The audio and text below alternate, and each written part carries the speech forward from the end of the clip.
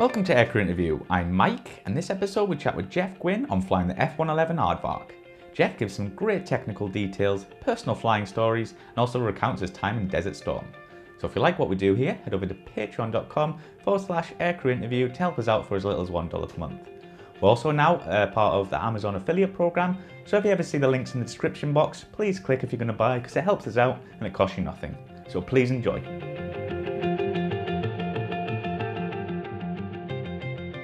So Jeff, when did you become interested in aviation? My very first exposure to aviation was 3 years old. I got taken up in a Piper Cub on a windy day in the mountains and screamed my lungs out, according to my mother, non-stop.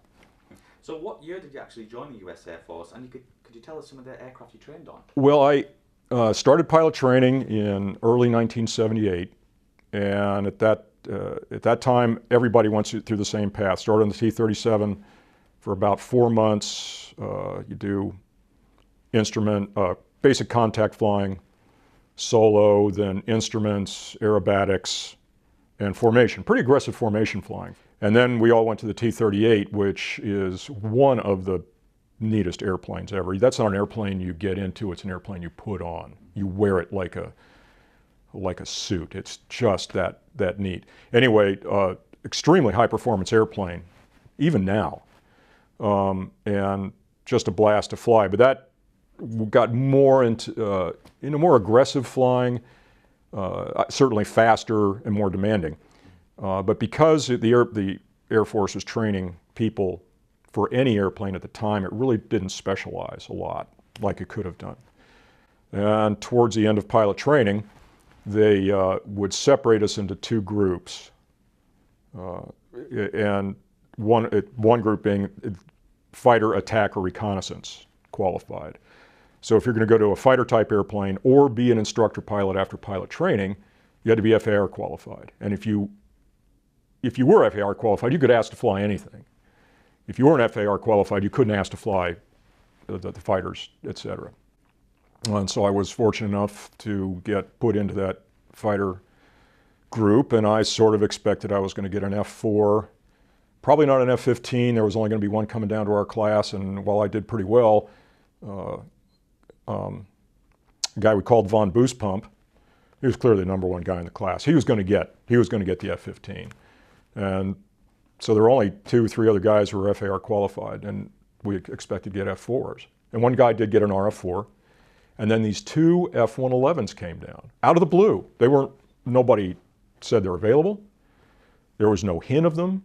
It had been years since an F-111 had ever been assigned to anybody out of pilot training, and at the time, when we went into that airplane, or when I got that assignment, up until that time, the Air Force required 1,000 hours of fighter time to be in the left seat of the F-111. And there were 2 ways to get that. Either you get your 1,000 hours in an F-4, F-105, F-100, something like that, whatever was flying at the time, and then you get assigned to an F-111 unit. Or for a few guys, they would get assigned to the right seat of the F-111 and be called pilot wizzos. Now, most of the wizzos, weapons system officers, they came out of NAV school. They were the top grads out of NAV school, and they'd go to the right seat of the 111. 10% of them were guys out of pilot training who would fill junior officer pilot required slots in F-111 units, but not actually be the pilot. You'd have to look cross cockpit at the flight instruments, but it had its own, throttles and a stick, and you could tell the guy in the left seat to swing the wings and get the gear down. If you really had to, you could reach across and get it. The cockpit wasn't that big. But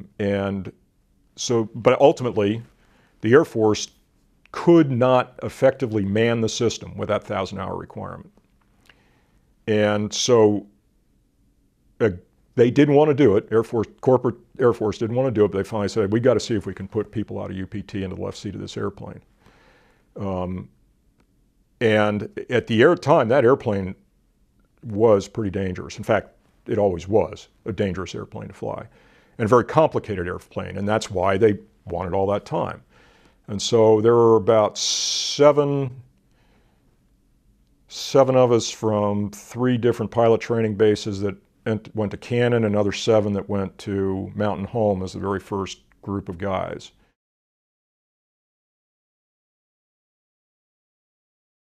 So ground school, I took about I want to say 2 or 3 weeks. Fighters are not, compared to airliners, they're not really as complicated. We don't have 3, we only have 2 systems in most cases, sometimes only 1. Basic hydraulics, electrics, and all that stuff are pretty reasonably simple. Where things departed for the F-111 was the obvious thing, the variable geometry wing, which added a lot to it in terms of complication and performance. The terrain following radar, which was unique, and the flight controls. Actually, the F-111 pioneered 4 different types of systems. Variable geometry wing, first operational airplane to have that. Afterburning fan jet engine. Before that, all afterburning engines were turbojets. The TFR, and what was effectively fly-by-wire flight controls. Now, not actually in the sense that, like an F-16, really has no physical connection between the stick and the flight controls. The F-111 did, but when the system was operating normally, when the flight control computers were working normally, you would move the stick, say you'd move the stick aft that far, and that would tell the flight control computer that you wanted a 2Gs of load on the airplane. And so based on the airplane's sense of air mass, speed, it would position the elevons, call them elevons because they work both in roll and pitch, so ailerons and elevators, and then position the elevons to give what the flight control computers think is going to be 2Gs, and then reposition as required to produce 2Gs. So you're telling the flight control computer what to do with this, and then it goes out and does it. And that's essentially what a fly-by-wire system does, whereas a conventional flight control system, you're telling the flight controls what you want, and then you're modifying the inputs as required to get the response out of the airplane. So that was, we're really pioneering 4 different technologies on the airplane. And so that the flight controls were pretty complicated. TFR was complicated, very demanding system to even check out. It was almost like launching a space shuttle. So about 3 weeks in the ground school, and then it followed the basic pattern of almost pilot training. You went out and did contact maneuvers, so just kind of fly the airplane around, get used to it. Demonstrate some of the handling qualities of the airplane. I remember one of my early sorties, big thing about the airplane is wing sweep. Completely manual. Little trombone handle that was under the left windowsill of the airplane, and it tucked up like this, and you reach your hand up, pull it down, and it released it from its geared tooth rack so you could move it forward and back, and then you just did whatever, just like a trombone. You just moved it to wherever you thought it needed to be. There's a wing sweep indicator up there that would tell you, tell you where you've positioned the handle, and then the needle to show where the wing sweep was in relation to that. But it was completely manual, and we position the wings based on kind of what you were going to do with the airplane. If I'm low level and I'm going 580 knots, and I don't have any turns coming up, and I'm just scooting along, well, I'm going to have the wings back at 60, 72 degrees.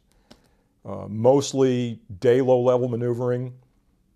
We'd be doing tactical formation where we could do, I won't go into big details, but we could keep a formation line abreast based on the maneuvers that lead was doing in order to provide geometry for 2 to be in position. Well, that requires a lot more maneuvering, so in that case we'd probably be 35 to 54 degrees. And if a turn's coming up, a turn's coming up, then the wings would come forward, because what we're doing, the airplane does, we're managing angle of attack. And the real reason for sweep wings is to manage drag. And as the wings get further aft, the airflow hits the wing and it spills off to the side. And so in the transonic region, where drag really builds up, we would have less drag substantially less drag than an F-4 going the same speed, even though the F-4 is a much smaller airplane. And in fact, when the wings get aft enough, the F-111 wing is not a supersonic wing, because even at supersonic speeds, the effective airflow over the wing is always subsonic. Yeah. So it's really a function of trigonometry. So that's why the drag is so controlled. And we didn't go fast because we had a lot of power. We didn't. So certainly not the F-111E. I think had 18,000 pounds normal trim, full afterburner per engine. So we're at takeoff, we're 36,000 pounds of thrust, and training weights, it's an 80,000 pound airplane. We're like 0.4 to 1. So that's not a lot. We weren't getting to high speed because we had a lot of power. We got to high speed because we could control the drag, and ultimately, we wouldn't get up there very fast unless we used afterburner. But that's how we could do 480, 550 knots on the deck in cold power. It wasn't because we had a lot of it, just we had very little drag. One of the demonstrations was you get slow, get about 300 knots or so, get the wings back to 72, and roll the airplane upside down, and then just hold level flight. Now, having done that, roll it right side up again. Wouldn't do it. You'd take the stick all the way to one side, and the airplane would just ever so slowly roll. Well, that's because with the wings back, with the wings forward of 54 degrees, 52, 54, there were spoilers on each wing that would go up to spoil lift in the downgoing wing when you're going into a turn. In addition to the elevons doing this. So whenever you see a lot of pictures you see of 111s, you'll see the tailplane is, but when the wing's all the way aft, the spoilers are locked out because they're not doing any good. The only thing you have is roll surfaces that are very close to the center of the airplane. So they don't have a lot of leverage.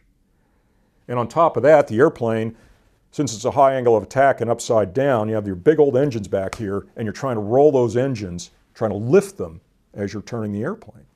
The airplane just didn't have enough roll authority available under the circumstances to do it. You really had to get in some rudder, relax, get off the G. That's the other thing you have to do, just unload the airplane and go down, and then it would come out. And where this comes into play is if you got slow, and the airplane, because it was so heavily wing loaded, that you could be doing 600 knots, and you start maneuvering the airplane, and the airplane would lose 50 knots a second. Wow. So 2 seconds, you're down to 500. 4 seconds, you're down to 400. 6 seconds, you're down to 300 knots of doing this. And if you're not paying attention, what will happen is you'll be on the SAM range at red flag, and you're getting lit up, so you start maneuvering to break the SAM locks, and you're slowing down and you don't notice it, and you come up to a mountain, and as our ridge crossing daytime was typically you'd pull to clear the ridge, and as you're approaching the top of the ridge, you'd roll upside down to use the positive G to keep your gap over the ridge as small as possible, because if you ballooned over the ridge, we call that the Ivan thanks you very much maneuver, because back at the day, the only missiles that were effective against us were IR missiles. Radar missiles couldn't pick us out of in fact, radars couldn't pick us out of ground clutter at all. That was before pulse Doppler radars. So to avoid the Ivan thanks you very much maneuver, you roll upside down and pull, and then roll out. You see where I'm going with this? Mm-hmm. That crew never came out of it. They upside down right into the ground because they forgot that this airplane will kill you. You know, you do it during the day, and it's all well and good. You'd see it. And it would take you down to 200 feet, and had rides between 200 feet and 1,000 feet, and ride qualities that would be soft, medium, and hard. The hard ride would take you to an obstacle up until the point where it required 4 Gs of pull to clear it, and 0 Gs to stop the climb. It would never command less, more downward than 0 Gs. So it was pretty aggressive. And what a lot of guys would do is they'd leave it on the medium ride to get a more gradual pull, because what you didn't want to balloon over a ridge if you didn't want to. So it'd be in medium.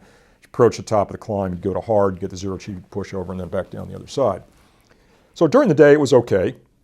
I can hand fly it a lot lower than the airplane can. But at night, that was a different deal. And I never got used to it.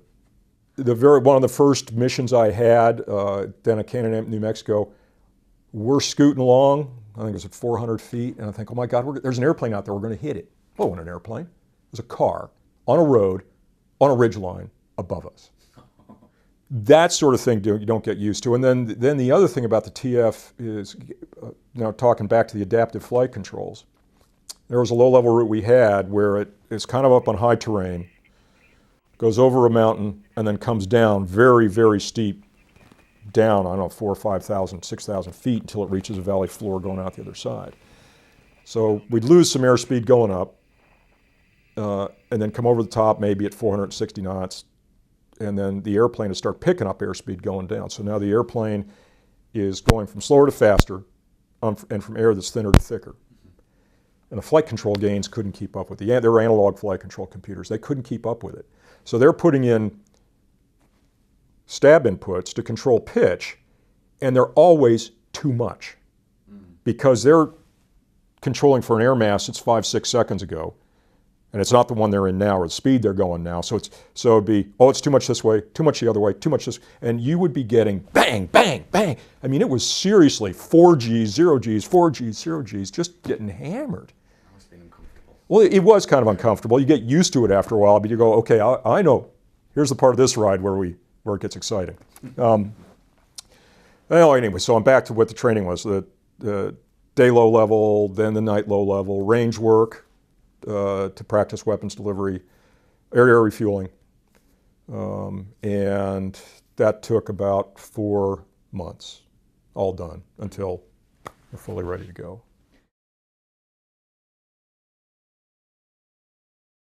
Did you ever partake in DACT with the F-111? We did. Well, in Red Flag, we did.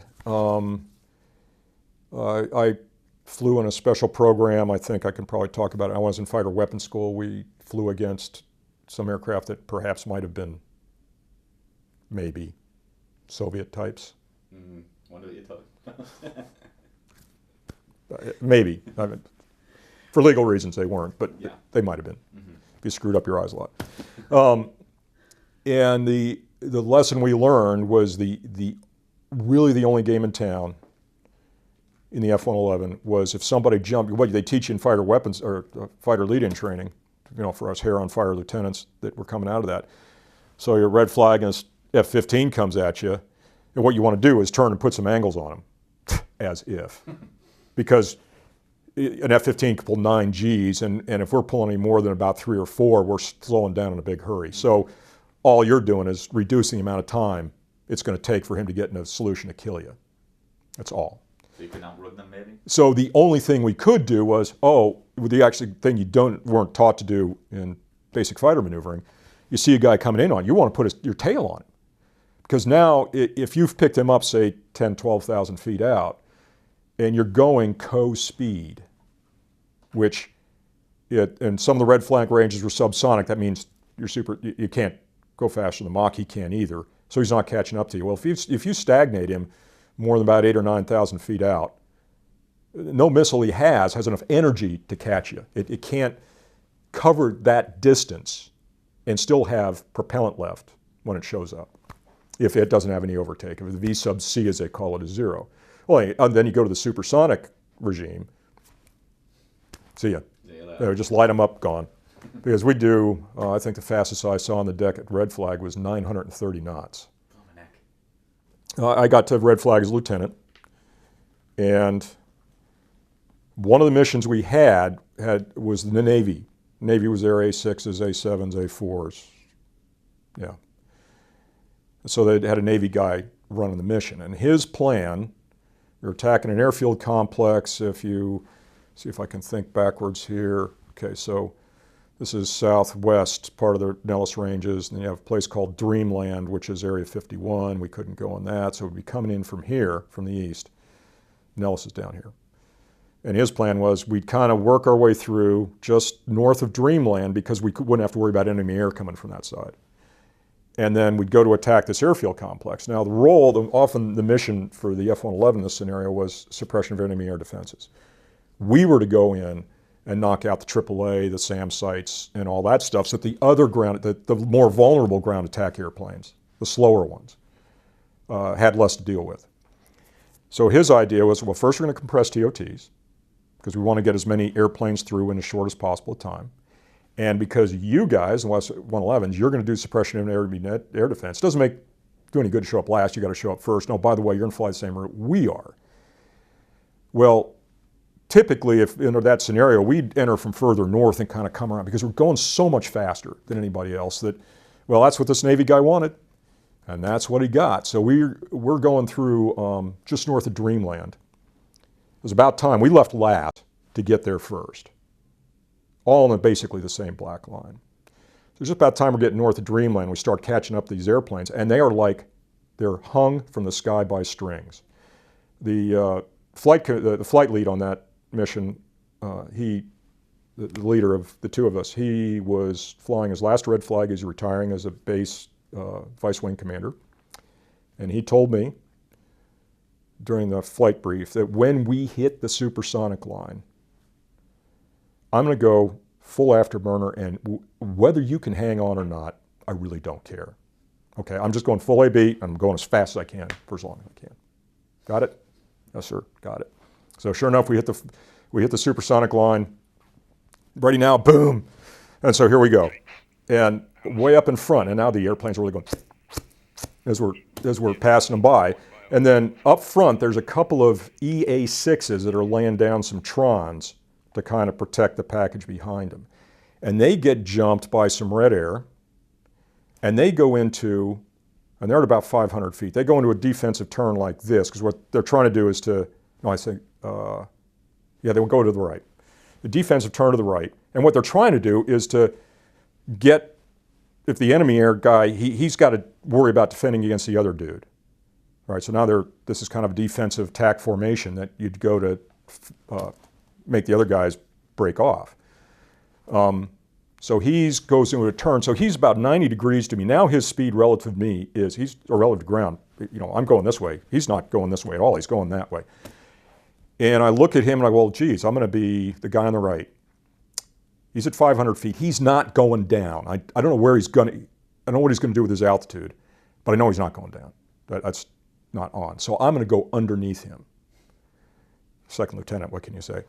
So I went underneath him as he's like this, and I'm down at now about 50 or 100 feet, going like a bullet. Because at that mission, we were carrying Mark 84s, so that was slick weapons. We could carry those supersonic. So now we're 1.1, 1.2, just hauling ass. And we'll go right under him and off, and we do the rest of our mission, come back. So that's where we did DACT, was primarily red flag. We learned that, and that's really, at that time, it was kind of a dumb thing for us to be doing because our primary mission was night. Night, bad weather. Nobody's doing DACT then. And I will probably talk a few times about some of the institutional negligence of the Air Force. They did one night red flag ever, as far as I know, at least during that era, and that happened to be when I was there. So we did a night red flag, and it failed to glorify air-to-air. And the Air Force, at the time, was all about glorifying air-to-air. Well, if it's not glorifying air-to-air, we're just not going to do it, right? We don't care about the rest of the stuff. We don't really care about the 111. What we care about is air-to-air.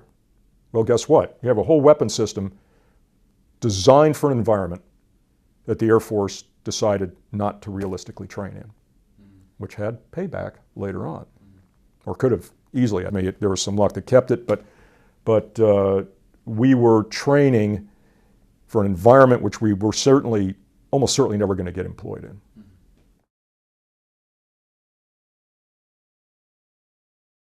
So Jeff, how long did you spend at Canada? I was only there about a year and a half. But right about the 14-month point, I was taking some tests for my check ride, and examiner came and said, hey, the personnel people want to talk to you. Like, I'm a lieutenant. What do they want to talk to me? I meant, seriously, I'm a lieutenant. Who wants to talk to me? Well, there was a personnel center saying, hey, would you like to go to Upper Heyford, England? I wasn't married at the time, so the only person I had to ask was myself, and I looked around me at Clovis, oh so far from heaven, oh so close to Texas, New Mexico, if you know what I'm saying, and gave that about a nanosecond's worth of thought and said, yep, I'm your man. So I showed up in February to Clovis, New Mexico, to Upper Heyford in February of 1981, back when there were only 3 TV stations. No internet. Telephone to the States was prohibitively expensive. You'd send me, yeah. Well, it was. I mean, you could call, but it was going to be expensive. Or you could arrange. It arranges that they'd give us a line, but you have to make like reservations for that. Letters took 2 weeks round trip. Really, that life existed. I know. You're saying, no way. Why did people even want to live? But somehow we did. And so I showed up there as a lieutenant, but I was already mission ready. Up until then, the lieutenants they got were fresh out of the replacement training unit at Mountain Home. So they really didn't know what to do with me at first. It's like, I'm neither fish nor fowl. Came right into an exercise, and then they put me in the mission planning cell at first, and they go, well, wait a minute, what are we putting a guy in a mission planning cell who's already been to Red Flag? Heck, we haven't been to Red Flag. So I pretty quickly went to flying, and here it's worth talking about a difference between flying in the U.S. and flying in Europe. In the U.S., it was very canned. You would get a low-level route. You grab you're assigned to this route. It'd already be pre-planned. You're going to fly the route. This is your range time. If there was a tanker available, you're going to this tanker at this track at this time, and then you will come back and do some bounces here, or maybe Boise or Twin Falls. We go there, civilian airports, we could use them. It's very canned. You get to Europe, and what it boiled down to was, we want the airplane back in 2.5 hours, in a reusable condition, and no phone calls. Now we have some rules here. Certain low-fly areas you can use. You can only go down to 250 feet. In some of these areas, so there were some low-fly rules. You can't go blundering through civil airspace without talking to the right control. So there were some rules. But basically, day to day, you showed up, spread out maps, picked a target, did the planning for the mission, whatever, whether you had 2 or 4 airplanes or it was just yourself. So you'd do the mission planning all from scratch. And then you'd go out there, and 1 time out of 3, the weather would suck, because England, or even more so Scotland, that's where we did most of our flying. And, well, if the weather sucked where you wanted to go, well, I'll just go find a range somewhere. And so we basically, every mission, we would make up from scratch, and then we'd be flexible. So you'd never really know where the heck you might end up. And if we heard there was a tanker, there's an opportune tanker in our refueling track 8, we'd pop up and say, hey, we got a flight of 2. Can you take? And we just sometimes do dry hookups or take a couple thousand pounds. We do opportune tanking to keep our squares filled there. So it was much more environment there, which was far better than in the States.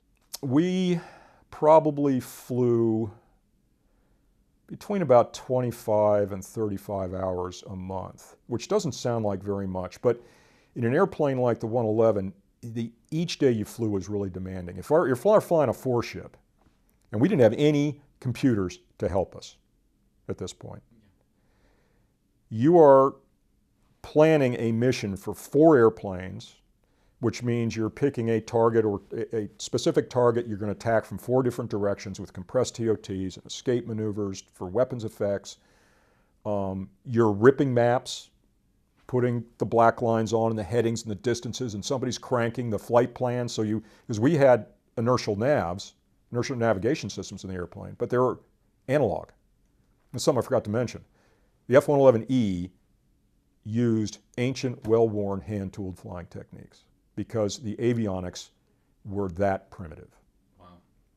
We had an analog INS that was just as happy to put on its tennis shoes and run away to Philadelphia as anything. It wasn't like the F-111F, which had digital and paved tack and all that stuff. It was an entirely different operation. So we're doing all this stuff by hand. Well, we had to show up 5 hours before takeoff to get all that stuff done in order to get the briefing done. And the flight briefing is going to take a while because it's a complicated mission.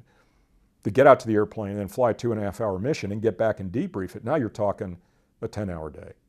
One flight, 10-hour day, 2.5-hour flight, 10 hours gone. And we all had our separate ground duties. You know, if somebody might be a scheduler, or in the Weapons and Tactics Division, or the radar film division, you know, whatever. You had additional duties you had to do. And we had a 12-hour day. We were not allowed, you had to get out of the squadron no later than 12 hours before your show time on a flying day. So really, we can only fly mostly about 3 times a week. If you're an instructor pilot, you'd be on, as I became an instructor pilot pretty early, 2-ship flight lead right at the first opportunity, 4-ship flight lead at the first opportunity, and then instructor pilot. I was instructor pilot before I pinned on captain, which was pretty fast. And so the instructor pilots and 4-ship flight leads, they'd be trying to get on the schedule all the time because you just didn't have very many. And so I think there was one month where I flew 50 hours and it almost killed me. I mean, it was seriously exhausting.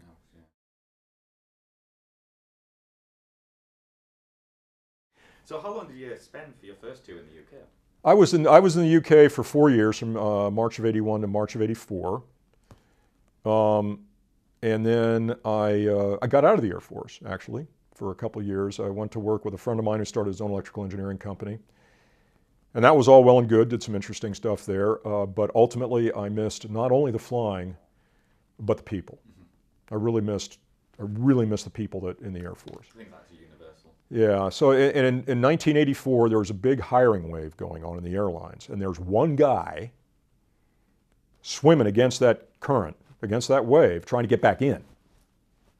So I'm that one guy. You know, recruiters going, I walk in recruiting offices, hey, I was an Air Force pilot till a couple years ago. How do I get back in? And you guys look at me like, seriously?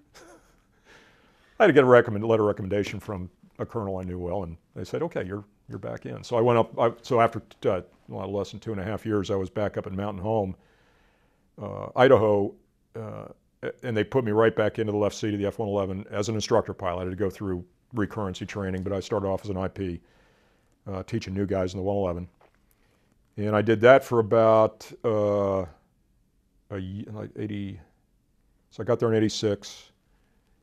And early 87, they sent me to they asked me if I wanted to go. Do you want to go to fighter weapons school? And fighter weapons school happened to be at Mountain Home. Mostly it's at Nellis, but for our airplane, because we had so much range, we could have the school at Mountain Home and do all the stuff we had to do on the ranges down at Red Flag and come back. I don't think we needed a tanker for that. So I did fighter weapons school, and then I had to be on base a minimum of 2 years. So in 2 years, so June of 1988, I headed back to Upper Heyford. And I was there from June of '88 to '92, and went back to the same squadron I'd been in before, the 79th Fighter Squadron, which, for reasons I can't begin to fathom, has more camaraderie. None of the other squadrons I've been into does regular reunions. Guys don't really keep in touch with each other, but that squadron had just a huge amount of camaraderie both times I was there, so it was really a lot of fun.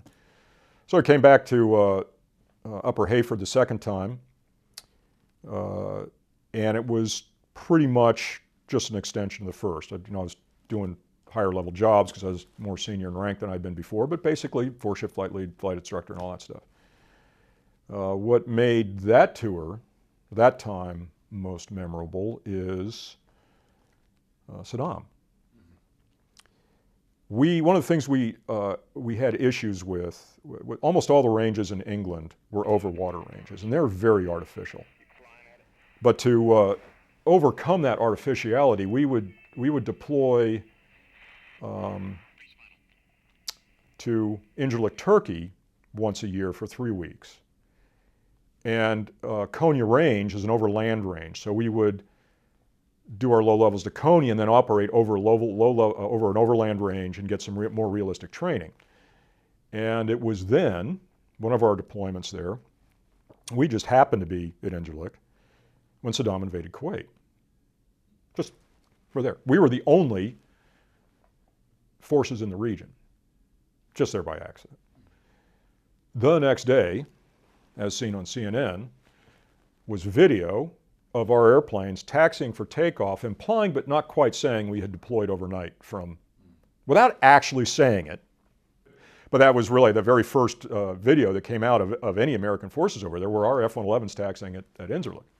And they kept us there for our normal rotation.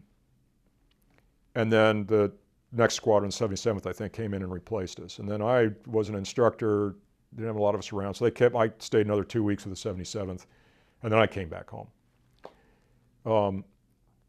And then, I think the 55th, and then another squadron rotated in, and they had to decide what to do. Now we're getting into October-ish, I think. And I don't know why they made this decision or why they picked us, but they said 79th deploy to Incirlik, and you are there until it's over.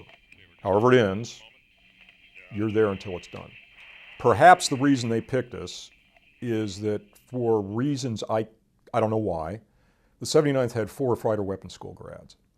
The other squadrons only had 1 each, and also, again, I have no idea if this had any bearing in it or not, I was the highest time pilot on the base at the time. So I had more hours in the airplane. I think perhaps we had a higher experience level in the other 2 squadrons, or the wing commander just did that patch, these guys. I have no idea. So we went down, and our goal, we got down in October, and so what we had to do at that point is work up to presumed combat operations. And so we started out by pairing up crews. So we flew exclusively with another guy. The guy I flew with was Clyde, called him John Frame. Probably one of the best whizzers in the squadron, really, really good. So they paired me up with Clyde, and we all got paired up. So we all flew exclusively together, because the night low-level regime, you really got to kind of be synced up with the other guy if you're doing it for real. My first night, I'm pre-flighting the airplane. And remember I mentioned earlier about the TFRs being very complex to check. And if you got one switch wrong or a sequence a little bit wrong, it just wouldn't work. And then you go back and redo it, because now you don't know if it's not working because it's you or it's busted. Well, of course, and I'm not ashamed to admit it, I was pretty much pinging like a well-hit 3 wood in a tile shower. And so that it failed 3 times in a row. And finally I call maintenance and I say, I think this thing's gooned up. And I think I knew what it was. We had inertial reference was the primary reference, that's the inertial platform. Then we had an aux reference gyro that lived over here just behind, just in front of the intake on that side of the left side of the airplane. And if it went bad, then there was no check against the inertial platform to see whether the vector it was getting was good.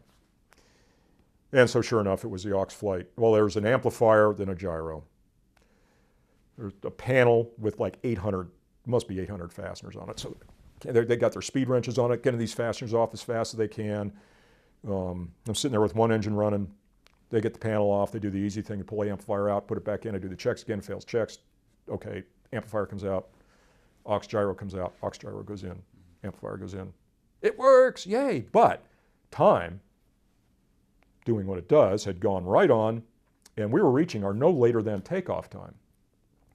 And that was a time where we could take off, go as fast as we could without burning too much fuel, and catch up to the rest of the package in such a way to make our TOT. So I was leading a 4-ship, leading a flight of 4 into this target area. So I had to be the first, my TOT was the first one. Now we're running up close against the no later than takeoff time. And it got so close that I had the armorers pull all of our weapon, ordinarily there's a last chance out right next to the runway. So even as the maintenance guys are buttoning the thing up, had the armorers pull all the safing pins off the weapons. And then as soon as that panel was done, I ran up the right engine, which was still running, pulled the chocks, and then did a bunch of things you don't ever do. I started the other engine on the roll. You never single engine taxi in F-111. Started the other engine on the roll. And the only way, it was a pretty long taxi from where the airplanes were parked up to the runway. Our taxi speed limit was 30 knots. I was doing 75. Because I had to get down that drag to get to the runway, to get off, because I'm the last plane. Everybody else is, is thundering herd way over the horizon. And told Tower, just, give us a green light, tell us, because we're not stopping. We can't stop. Otherwise, we're not going to make it. So slam on the brakes, make the corner, green light, off we go. So one of the first things that happens is we almost hit a tanker. Remember, I said things were kind of chaotic and screwed up. We're not going to like 7,000 or 8,000 feet, and these tanker goes right over our head. Like, where the hell did that come? He's so close you could see the position director lights underneath it. And then, so now we're climbing out, starting to catch up, and I notice that the standby attitude indicator is starting to tilt a little bit. And that could be because the standby attitude indicator is drifting, or that aux flight reference gyro, which gives the attitude for that thing, is going to hell again.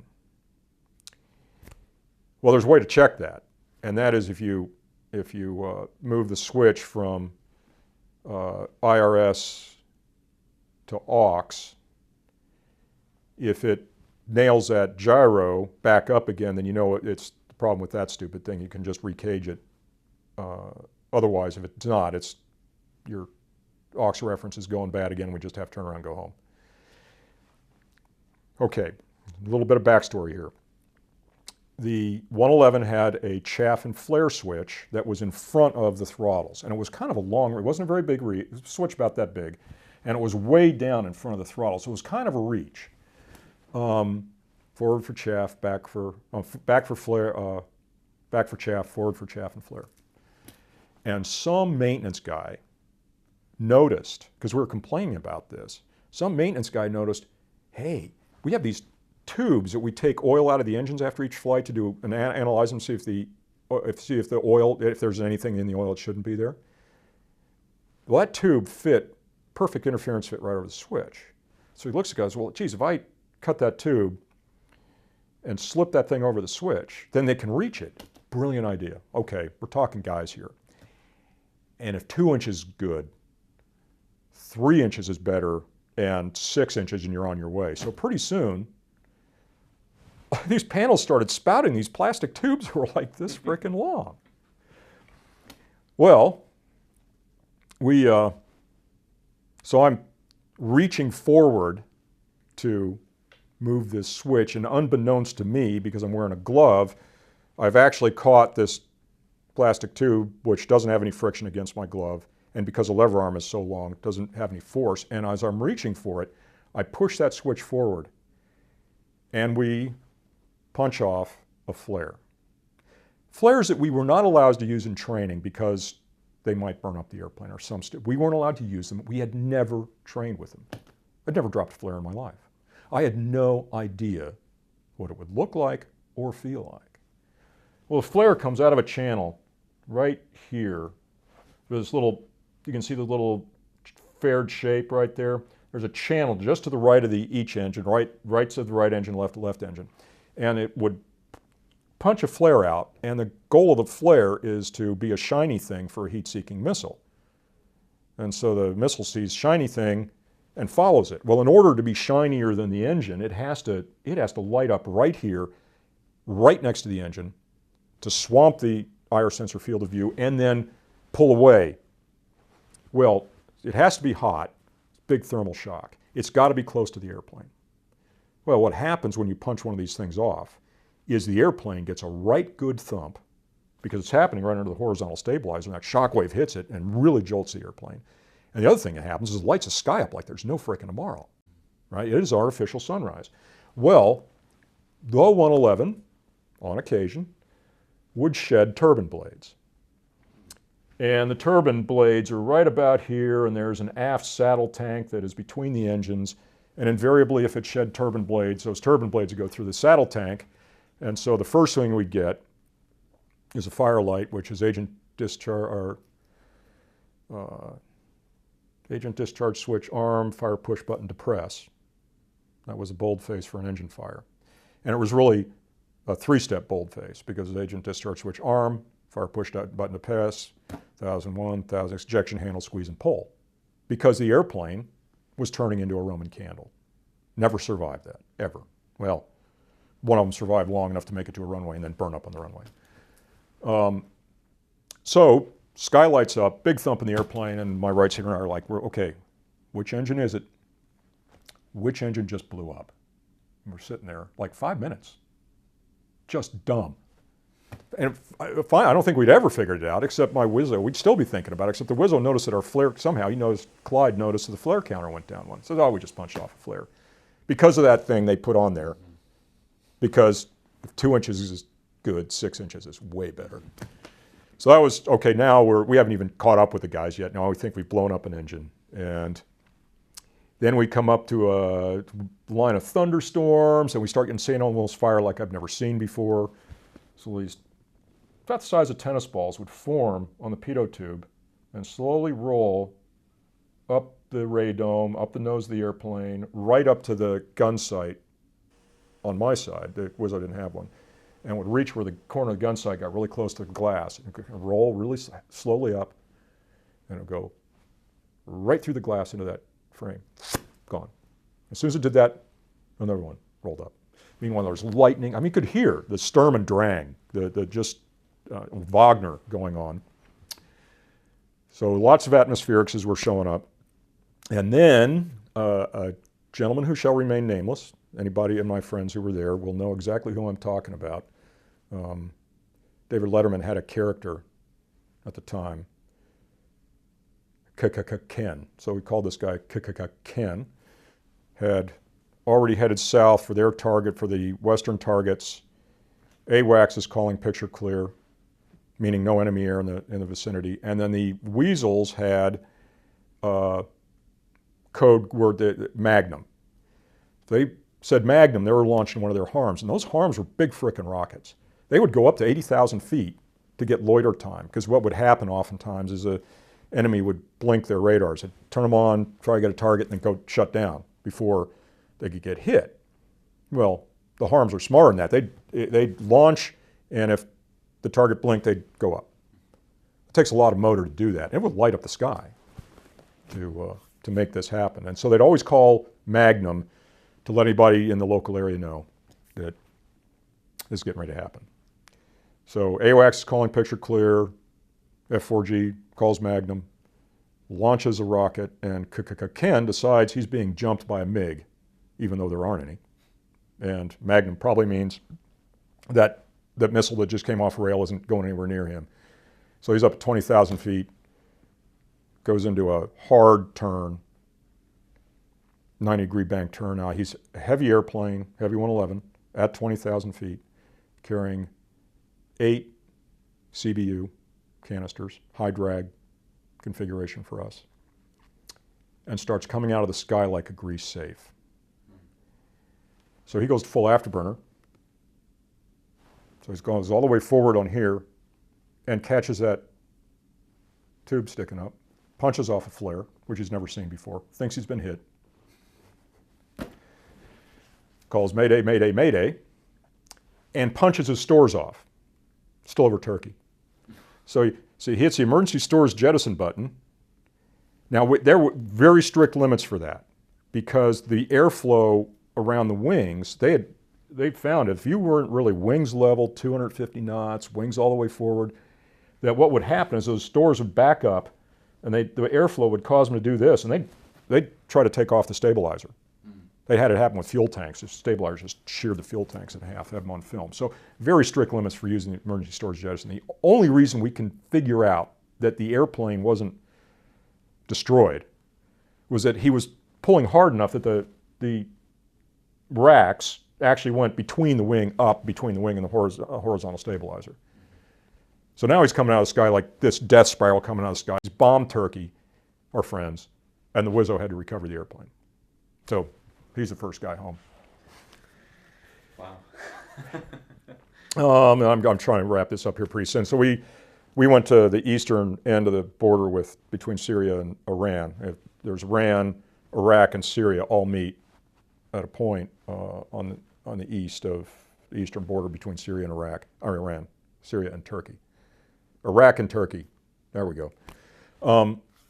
So we started heading south there, and now we're going down, because we would step down to stay below the radars. Now we're in low level, and we did our first week low level.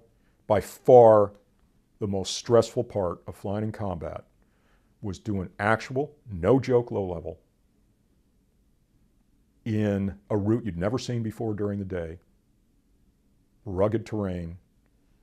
I mean, it was operating the thing, and that was far more stressful than being shot at. I can imagine. It was. I wouldn't have thought that ahead, because I'm flying the airplane. I'd almost 3,000 hours in the airplane at this point. I've flown TFR before. It was a big deal. Mm-hmm. So we're going down this valley.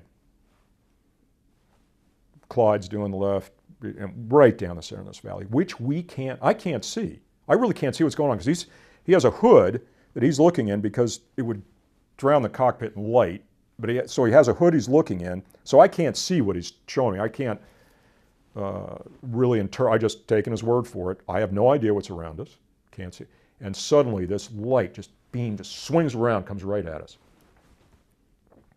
And I thought, that's it, we're dead. We've just been shot. Oh no, we're not dead. That's just a truck on the road above us. It came around a hairpin corner around the ridge. That's where you see the light coming around. And so this guy's just minding his own frickin' business, driving this truck on this night road, and we went by him about 100 feet below and about 50 or 60 feet to the right at about 600 knots. I mean, I can't even imagine what that was like, because you don't hear it coming, the airplane going that fast, 111 going that fast. You had no idea. You couldn't hear it, until it was too late. And suddenly, I mean, it just all hell must have broken loose. So we got through, delivered our weapons, and on the way out, we didn't know, because intel people really didn't often give us useful information, that our black line was planned right over one of Saddam's nuclear research facilities. Had no idea. There were a lot of guns there. But every bullet that comes out of the barrel is red hot. And so a quad 23, they may be shooting a tracer every 8, something like that is what they have loaded. Well, you're seeing the 7 bullets in between that 8, tracer, red, tracer, red. And the S-60s, the bigger, the higher caliber weapons, they didn't do tracers at all, but it's a big shell, and you can see a lot more stuff than the camera could. And there was really a lot of stuff on this place that we've picked to egress on. We couldn't go as fast as we wanted to, because clear desert air. You go more than min-AB, you're just like this giant Roman candle behind you. I think one of the pictures you put on shows how long that burner flame is even during the day. And so that doesn't work for us at night. So we could go min-AB, and min-AB would take us, they tuned them up to combat specs for the engines, not so much engine life, more power, trade-off there. We got about 660 knots in min-AB. Mm-hmm. So we push up min-AB, the whole burner plume is contained inside the engine there. And it gets 660, and then pull it back to mill power and slowly roll back to 600. So we 660, 600 in there. And there's this giant curtain of AAA. So the only thing for it, because they could only depress the guns so far, and what they did was they tried to interleave the fire. Well, if they depressed too far, they just shoot each other. So the guns are about like this, and you picked a dark spot between guns, set it down to 200 feet, and went, not 300 feet away, I can still see in my mind 4 guys working the ZSU-23, because I can see them from all the muzzle flashes as we go by. Of course, it's all over us. So it was very interesting visually. It really was not much of a threat, because they just couldn't depress the guns to get down where we were. Then we go home, I swear I'm going to wrap this up soon. Now we have this giant wall of airplanes coming back to Incirlik. And everybody's doing their check ride best radio calls. And oh my God, it just swamped. Mm-hmm. You can't be reading back clearances, you really can't. Not when you have 60 airplanes coming back at once. So the radio, I think the RAPCON controllers they just dove under their desks. Really, I mean, because it was just, fortunately the weather was good. I mean, you might have put some people in the med if the weather wasn't, because I don't see our, so I just put myself south of the field and looked for a gap. And my thinking is I'll just keep going out until I see a gap and I'll turn in and put myself on final. There's no other way to do it. And I see a gap, and it's pretty close to the runway. I make a dive for it, dive for the gap, roll out on final, maybe 5-6 miles out on final in the ILS. And Tower says, hey, you got a KC-135 at 2 miles. You have visual? It's like, no, nothing out there. Well, there was. KC-135 got to turn his lights on. So what I thought was a gap was really a tanker. And now I'm thinking, now what do you do? Well, one thing you can do is you can break out, go all the way out to the end of the conga line, or think, that gap wasn't real small. I know what I'll do. Like down about 1,000 feet, I'll just go to afterburner, 6 degrees of bank, just do a 6-degree bank turn on short final. That'll give me enough room to make and that was my first combat mission. Very eventful indeed.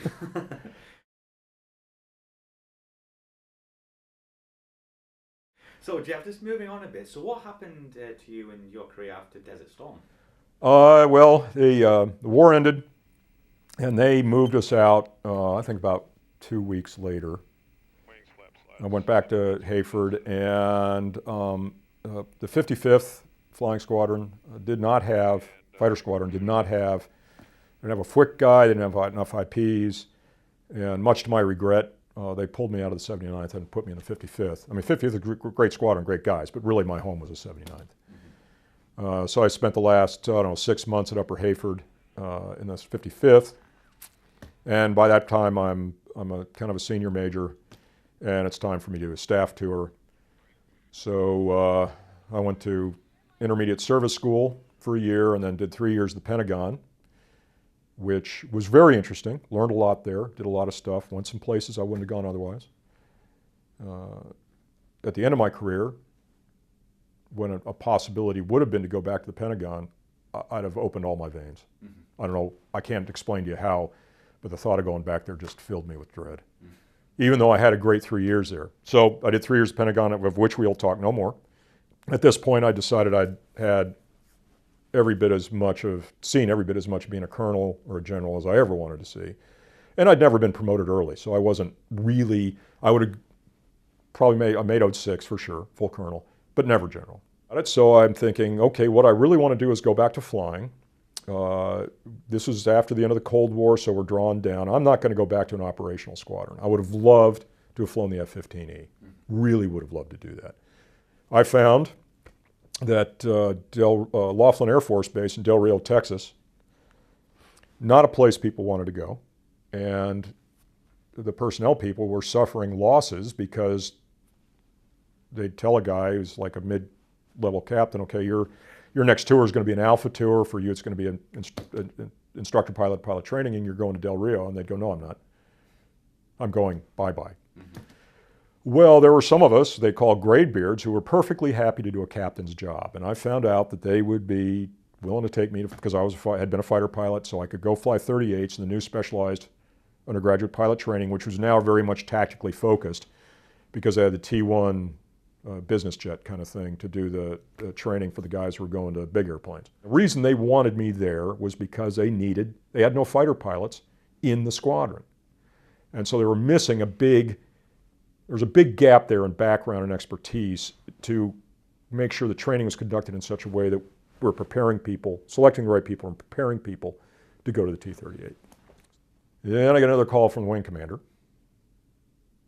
Been on base now about 13, 14 months, and he says, I would like you to go to NAS, Whiting Field, and be a squadron commander there. And I'm looking at the phone like it's suddenly gone schizo. It's like, sir, NAS Naval Air Station. what am I missing here? There's a big gap between where I am and where you want me to go that I just don't get. Well, I didn't know, because I'm in my own little world, that we were actually conducting joint training with the Navy, that we had a squadron at Vance Air Force Base in Oklahoma where every other squadron commander was from the other service, Navy, and half the students and half the instructors were from the Navy.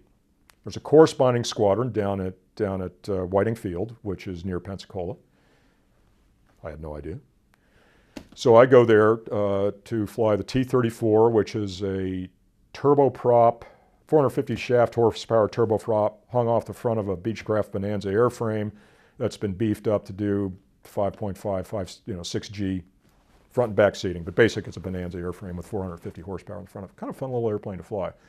And so I ended my career, my Air Force career, as a Navy squadron commander. Ultimately, I got a job offer from Northwest Airlines, late Northwest Airlines.